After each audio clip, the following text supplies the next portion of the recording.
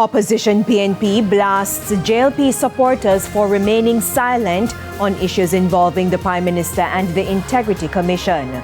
Good evening and welcome to Primetime News on air and online at onespotmedia.com. I'm Andrea Chisholm.